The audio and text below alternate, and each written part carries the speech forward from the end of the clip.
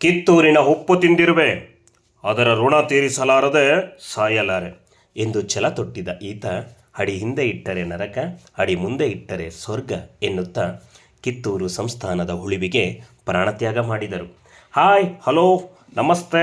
ನಾನು ನಿಮ್ಮ ಸಿದ್ದೇಶ್ ಚಂದ್ರ ಪೆಂಡಾರನಹಳ್ಳಿ. ಇದು ಸಿದ್ದು ಕ್ರಿಯೇಷನ್ ಯೂಟ್ಯೂಬ್ ಚಾನಲ್. ಆತ್ಮೀಯರೇ, ಜನವರಿ 26ರ ಗಣರಾಜ್ಯೋತ್ಸವದ ಶುಭಾಶಯಗಳು. ಈ ದಿನ ಜನವರಿ 26 ಕರ್ನಾಟಕದ ಒಬ್ಬ ಮಹಾನ್ ಸ್ವತಂತ್ರ ಹೋರಾಟಗಾರ ಗಲ್ಲಿಗೇರಿದ ದಿನ. ಯಾರವರು? ಅವರ ಬಗ್ಗೆ ಸಂಪೂರ್ಣ ಮಾಹಿತಿಯನ್ನು ನಿಮ್ಮ ಯೂಟ್ಯೂಬ್ ಚಾನಲಲ್ಲಿ ತಿಳಿತಾ ಹೋಗೋಣ ಬನ್ನಿ.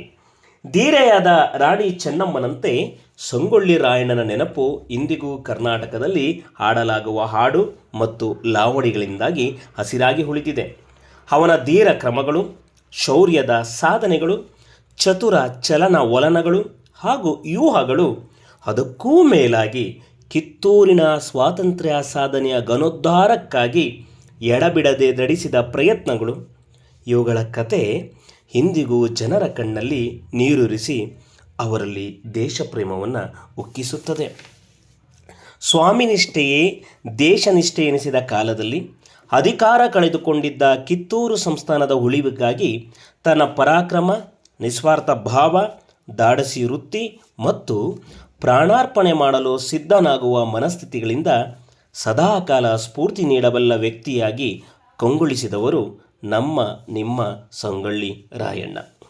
ಸಂಗೊಳ್ಳಿ ರಾಯಣ್ಣ ಆಗಸ್ಟ್ 15, 1796ರಲ್ಲಿ ಬೆಳಗಾವಿ ಜಿಲ್ಲೆಯ ಸಂಪಂಗಾವಿ ತಾಲೂಕಿನ ಸಂಗೊಳ್ಳಿ ಗ್ರಾಮದಲ್ಲಿ ಭರಮಪ್ಪ ಹಾಗೂ ಕೆಂಚಮ್ಮರ ಮಗನಾಗಿ ಜನಿಸುತ್ತಾರೆ.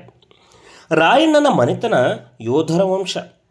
ಇವರ ತಾತ ವೀರಪ್ಪ ಯುದ್ಧದಲ್ಲಿ ತೋರಿದ ಧೈರ್ಯ, ಶೌರ್ಯಕ್ಕೆ 1000 ಒಂಟೆ ಸರದಾರ ಎಂಬ ಬಿರುದನ್ನು ಪಡೆದಿರುತ್ತಾರೆ.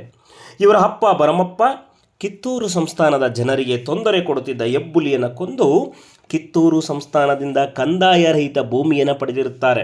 ಸಂಗೊಳ್ಳಿ ರಾಯಣ್ಣನ ಕುಟುಂಬದವರಿಗೆ ಊರಿನ ಗಣ್ಯ ವ್ಯಕ್ತಿ ಕುಲಕರ್ಣಿಗಿಂತ ಹೆಚ್ಚು ಭೂಮಿ ಇತ್ತು.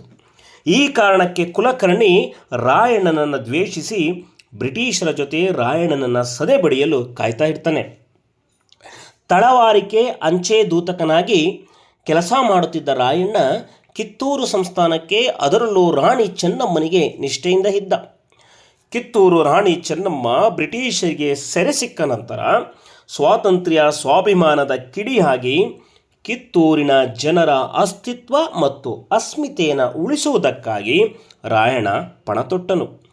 ರಾಯಣ್ಣ ಸೈನ್ಯ ಕಟ್ಟಿ ಬ್ರಿಟಿಷರ ಖಜಾನೆಗಳನ್ನು ಲೂಟಿ ಮಾಡುತ್ತಾ ಬಿಳಿಯರನ್ನು ಕೊಲೆ ಮಾಡಿ ಅವರ ಮನೆಗಳಿಗೆ ಬೆಂಕಿ ಇಟ್ಟನು. ಗೆರಿಲ್ಲಾ ಯುದ್ಧದಲ್ಲಿ ನುರಿತನಾದ ರಾಯಣ್ಣ ಬ್ರಿಟಿಷರಿಗೆ ಸಿಂಹಸ್ವಪ್ನನಾದನು.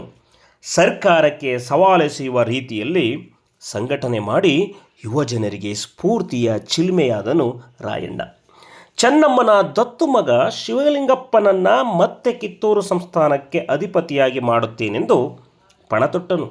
ಆದರೆ ಹಿತಶತ್ರುಗಳ ಕುತಂತ್ರಕ್ಕೆ ಬಲಿಯಾಗಿ ಬ್ರಿಟಿಷರ ಬಂದಿಯಾಗಿ 1830 ಜನವರಿ 26ರಂದು ನಂದಗಡದಲ್ಲಿ ಧೈರ್ಯದಿಂದಲೇ ಗಲ್ಲಿಗೇರಿದನು ನಮ್ಮ ರಾಯಣ್ಣ. ರಾಯಣ್ಣ ಯುದ್ಧ ವಿದ್ಯೆಯಲ್ಲಿ ಚತುರ, ಆಯುಧಗಳ ಬಳಕೆಯಲ್ಲಿ ಅತ್ಯಂತ ಪರಿಣಿತ. ಆತನ ಬಗೆಗಿನ ಲಾವಣಿಗಳು ಇದನ್ನು ಸಾರಿ ಹೇಳುತ್ತವೆ. ಮತ್ತು ಇಂಥ ಪರಾಕ್ರಮ, ಧೀರವೃತ್ತಿ, ಚಾತುರ್ಯಗಳಿಲ್ಲದಿದ್ದರೆ 106 ಜನ ಅನುಯಾಯಿಗಳನ್ನು ಆಕರ್ಷಿಸುವ ಸಾಮರ್ಥ್ಯ ರಾಯಣ್ಣನಿಗೆ ಇರುತ್ತಿರಲಿಲ್ಲ. ಧನ್ಯವಾದಗಳು ಎಲ್ಲರಿಗೂ.